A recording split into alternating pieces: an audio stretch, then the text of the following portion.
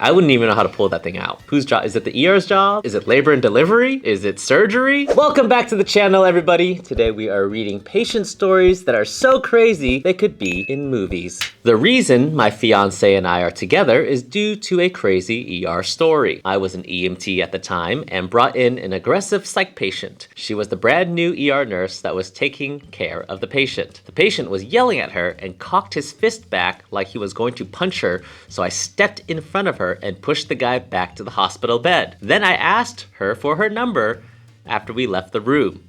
Now we're getting married in October after almost 4 years together. Aww, that's beautiful and almost too good to be true. What are the odds that this EMT paid this psych patient to do this so that he could hit on the new hot young nurse? Can you imagine? The psych patient shows up to the wedding as the best man. Oh, you remember him? We're actually cool. I do. Classic Hollywood story. Always starts with a threat of violence.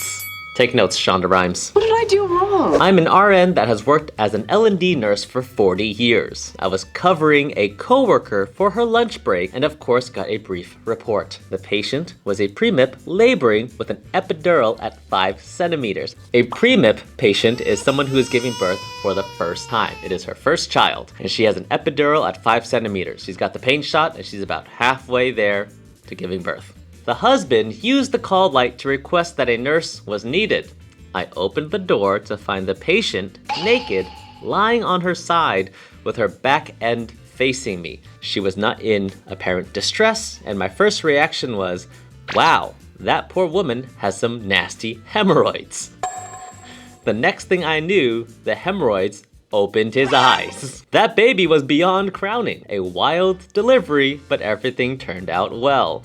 I have often thought of writing a book and the title of this chapter would be The Hemorrhoid Has Eyes. Jesus. How do you mistake hemorrhoids for a baby's head? And you've been a labor and delivery nurse for 40 years? Think it's time to retire, my lady. I'm glad her first thought was hemorrhoid and not, holy shit, that is a big piece of doo-doo. I would never be in this situation. This is labor and delivery. I'm ER. I wouldn't even know what to do. Here's the thing, guys. Emergency rooms, we are trained to do a little bit of everything. So I have been trained to deliver a baby. Everybody has. Do you want us delivering the baby? Someone who's never done it before but has been trained? Or L&D nurse for 40 years who's probably done it multiple times a day but still can't tell a baby's head from a hemorrhoid? That's a tough call. You guys want to hear a good ER story? Always. Of course you do. Once upon a time, I had a patient that was brought in by EMS and perfectly calm, terrifying, and what they reported was he cut off his penis, and they presumed he ate it. I'm pretty sure the guy had had a mental break at that point because he had threatened to kill us all. I was actually working in a trauma unit at that time, and we would have to go and respond to these traumas that would come in. And I ultimately ended up caring for that patient. What's crazy is it wasn't the first time. Like at one point he had actually, I guess, cut it off and they had reattached it.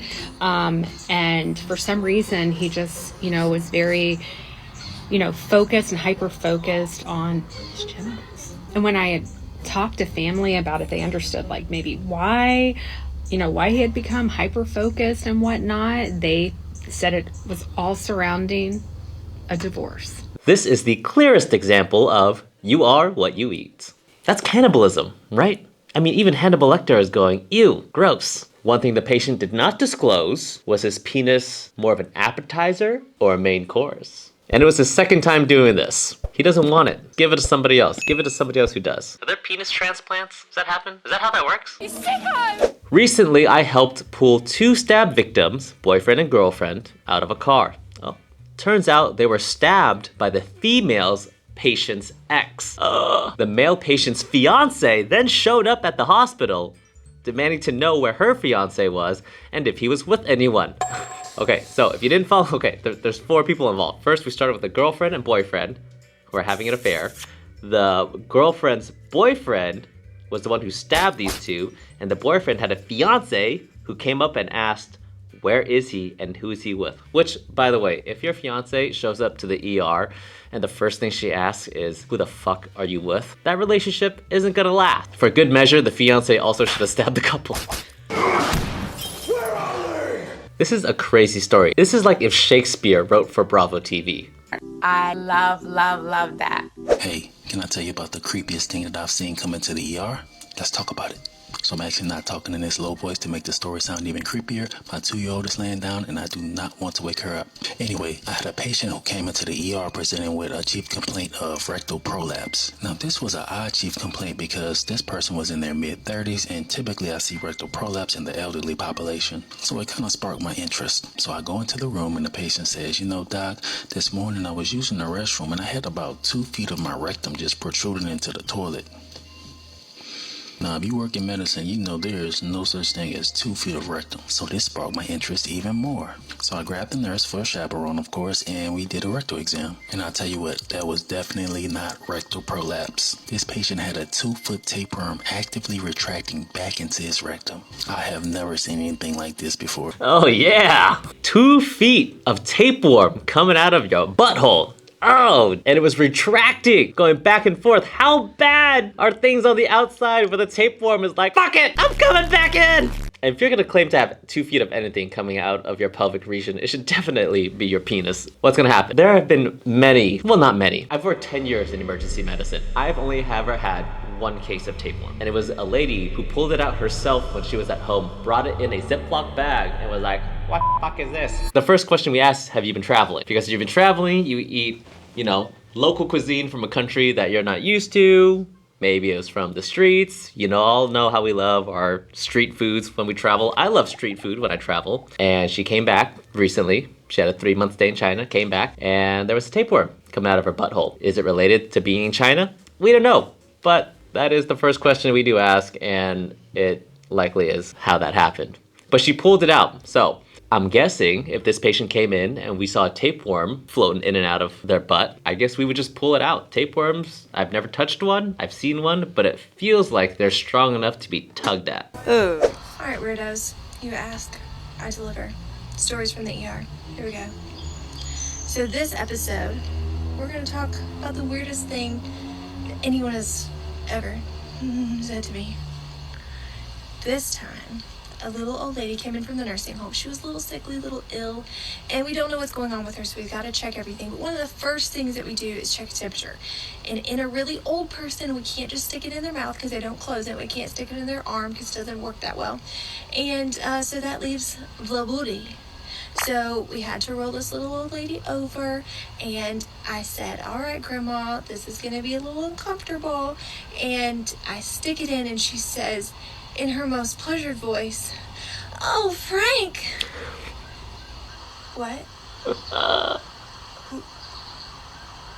Excuse me. Who is Frank? Yeah, girl. Oh my God. They just unlocked the happiest memory for this little old lady. That has got, okay, that's never happened to me. Oh, Frank. So it's true. If a patient comes in, she's old, she's a little confused, it can be hard to get a proper temperature check from a patient, right? Because the first way we want to do it is through the mouth. We put a little probe in the mouth, under the tongue, you close the mouth, you get a temperature. If the mouth stays open, you're never gonna get it because the temperature never heats up enough to get the proper temp. Another way we can do it is under the arm. Not as accurate, but it works. Another way, we have a little machine that probes the head that you go right across.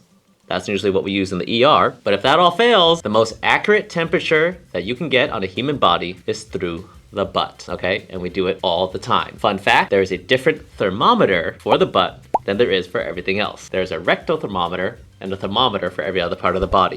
You don't want to get those two switched up, okay?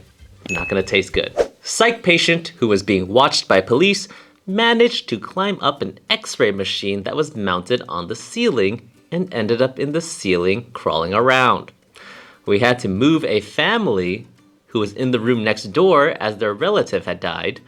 The ceiling crazy man ended up falling through the ceiling tiles and would have ended up landing on the dead body. Talk about lucky. He could have ended up anywhere, but right next door and fell down. I've never had a patient crawl into the ceiling. People tell me it's happened. Good news for the patients who could possibly have been injured by a man falling through the ceiling is that they are already in the hospital, so they can get treatment right away. I am always looking on the bright side for you guys. Lady came in for pelvic discomfort. Once the doctor came in for the exam, she admitted that her cat delivered kittens, but one was stillborn. So she inserted that one in her vagina in order to rebirth it and help it come back alive. Obviously, that did not work, and it was stuck in there, so she now needed help removing the dead kitten. What the f***? I've read some pretty crazy stories so far, but this is by far one of the most disturbing. I mean, it gives a whole new meaning to the term pussycat. What have we had? We've had gerbils in buttholes, but a dead kitten. I mean, this is not like a fucking pizza that it's undercooked that you just throw back into the oven. I wouldn't even know how to pull that thing out. Whose job? Is it the ER's job? Is it labor and delivery? Is it surgery? Who gets it? Who do we call? Who you gonna call? A vet? The craziest stories happen in the hospitals, and if you have a story that you believe could be a movie moment, comment below and let us know. Thank you for watching. I am currently on tour. Ticket link and dates are in my bio. Hope to see you soon. Bye, motherfucker.